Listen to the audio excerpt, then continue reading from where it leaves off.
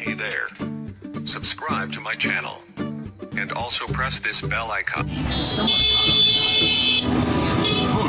भारत की लाल 100 देशों ਵਿੱਚ ਬਣਾ ਰਿਹਾ ਹੈ ਸੋਨਾਲੀਕਾ ਦੇ ਵਿਸ਼ਵਪਤੀ ਖੋਜ ਕੇਂਦਰ ਵਿੱਚ ਲਗਾਤਾਰ ਟਰੈਕਟਰ ਨੂੰ ਤੁਹਾਡੇ ਲਈ ਬਿਹਤਰ ਬਣਾਉਣ ਦੀ ਕੋਸ਼ਿਸ਼ ਜਾਰੀ ਹੈ ਇਸ ਮਿਹਨਤ ਦਾ ਨਤੀਜਾ ਹੈ ਕਿ ਅੱਜ ਸੋਨਾਲੀਕਾ ਦੇ ਕੋਲ ਤੁਹਾਡੀ ਖਾਸ ਜ਼ਰੂਰਤ ਲਈ 20 ਟਰੈਕਟਰ ਮਾਡਲ ਅਤੇ 200 ਤੋਂ ਜ਼ਿਆਦਾ ਵੇਰੀਐਂਟ ਹਨ सोनालिका ने पिछले 20 सालों में 20 ਤੋਂ ਜ਼ਿਆਦਾ ਸੋਲਰ ਵਿਕਸਿਤ ਤਕਨੀਕਾਂ ਦਾ ਵਿਕਾਸ ਕੀਤਾ ਹੈ